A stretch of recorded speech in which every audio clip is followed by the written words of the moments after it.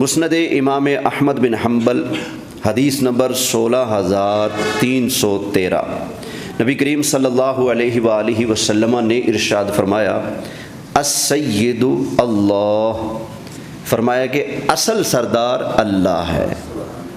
اصل سردار کون ہے؟ اللہ۔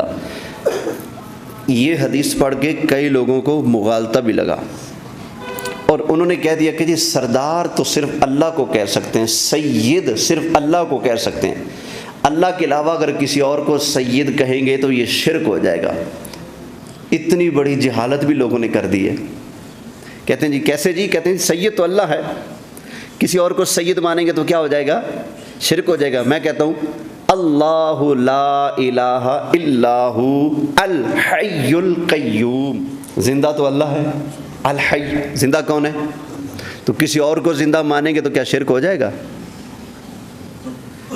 میں بھی تو درس دے رہا ہوں، زندہ بیٹھا ہوں، آپ سن رہے زندہ ہیں کہ نہیں؟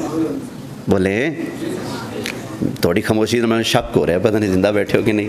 اللہ بھی زندہ، میں آپ بھی زندہ، تو کیا یہ شرک ہو گیا؟ نہیں۔ بندہ کہے گا شرک نہیں، کیوں؟ اس لیے کہ اللہ خود زندہ اور بندے اللہ کے زندہ کرنے کی وجہ سے زندہ، اللہ ہمیشہ سے زندہ، بندے ہمیشہ سے زندہ نہیں۔ جب سے اللہ نے زندہ کیا ہے تب سے زندہ، اللہ ہمیشہ سدا کے لیے زندہ، لیکن بندے ہمیشہ کے لیے زندہ، موت آنی ہے، تو فرق ہے نا۔ تو بھائی لفظ ایک آ جاتا ہے شرک نہیں بنتا، کیونکہ معنی میں کیا ہے؟ فرق ہے، معنی میں برابری نہیں ہے۔ ایسے ہی سید اللہ بھی ہے اور سید عالم صلی اللہ علیہ وآلہ وسلم بھی ہیں۔ بخاری کی حدیث ہے، بخاری کی، نبی کریم علیہ السلام نے ارشاد فرمایا آنا سیدو، فرمایا میں قیامت والے دن تمام اولاد آدم کا سردار ہوں گا۔ کتنی کا؟ تمام۔ اچھا قیامت والے دن کا نام کیوں لیا بھلا؟ آج کتنے لوگ ہیں جو نبی کریم علیہ السلام کو نبی نہیں مانتے؟ کتنے کفار ہیں جو حضور علیہ السلام کو نبی نہیں مانتے؟ جب نبی نہیں مانا تو سردار مانیں گے؟ سید مانیں گے؟ نہیں۔ لیکن جب قیامت والا دن آئے گا، کیا اپنے کیا بگانے، ہائے ہائے، ہر کوئی نبی کریم علیہ السلام کی شان و عظمت دے کر حضور کے گن گا رہا ہوگا۔ تو اس لیے نبی کریم علیہ السلام نے فرمایا آنا سیدو، قیامت والے دن میں تمام اولاد آدم کا سردار ہوں گا۔ سردار تو آج بھی ہیں۔ ایسے ہی آج کون سا دن ہے بھلا؟ منگل کے دن کا مالک کون ہے؟ بولیں کون ہے؟ اللہ۔ لیکن رب سورۃ فاتحہ میں کیا فرماتا ہے؟ الحمدللہ رب العالمین الرحمن الرحیم مالکی یوم الدین، بدلے کے دن کا مالک، روز جزا کا مالک۔ تو آج منگل کا مالک کون ہے؟ وہ بھی اللہ ہے، لیکن بطور خاص فرمایا کہ وہ بدلے کے دن کا مالک ہے۔ کیوں؟ اس لیے کہ کئی لوگ ہیں جو آج اللہ کو مانتے ہی نہیں، تو وہ بدلے کے دن کا مالک کیسے مانیں گے؟ لیکن جب قیامت آئے گی، بدلے کا دن آئے گا، اللہ کو ماننے والے یا نہ ماننے والے، اقرار کرنے والے اور منکر، سب کے سب اللہ کو مان رہے ہوں گے۔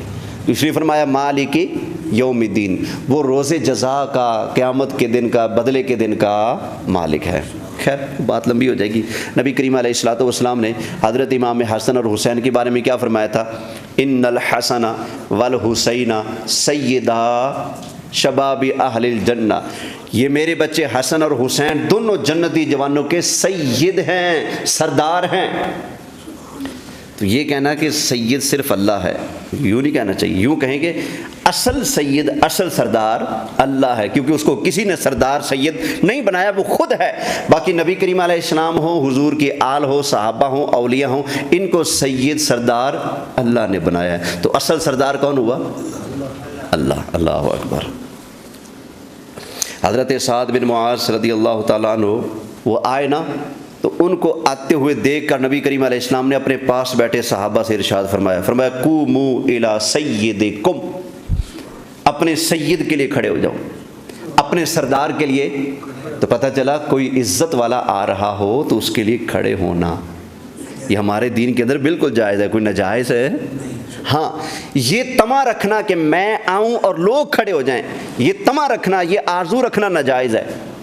یعنی کہ کوئی بندہ آئے محفل میں تو یہ امید یہ سوچ لے کر نہ آئے کہ میں جاؤں تو میرے نعرے لگے، میرے آنے پر لوگ کھڑے ہو جائیں، استقبال کریں۔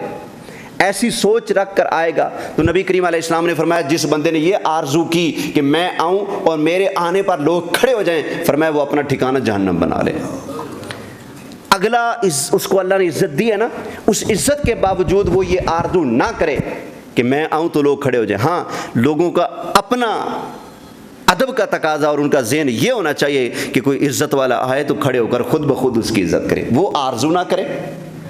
سمجھ آ گئی نا؟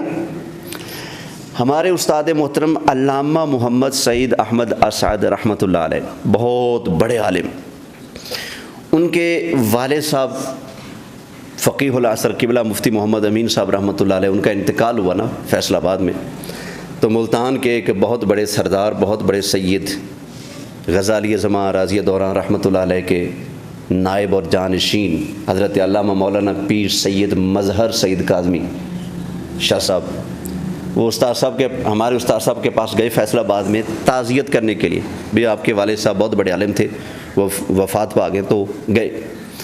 تو جب گئے کیونکہ وہ سید ہیں، آل نبی ہیں، اتنے بڑے عالم کے بیٹے ہیں، خود بھی عالم ہیں، تو وہ جب تشریف لے گئے نا تو ہمارے استاد صاحب رحمۃ اللہ علیہ نے حضرت مظہر سعید کاظمی شاہ صاحب کے ہاتھ چومے اور ہاتھ آنکھوں پر لگائے، اور جب یہ کیا نا تو انہوں نے ہمارے استاد صاحب سے فرمایا کہ نہیں مولانا آپ رہنے دیں، آپ بہت بڑے عالم آدمی، آپ رہنے دیں، آپ ہاتھ نہ چومیں، میرے ہاتھ نہ چومیں، رہنے دیں۔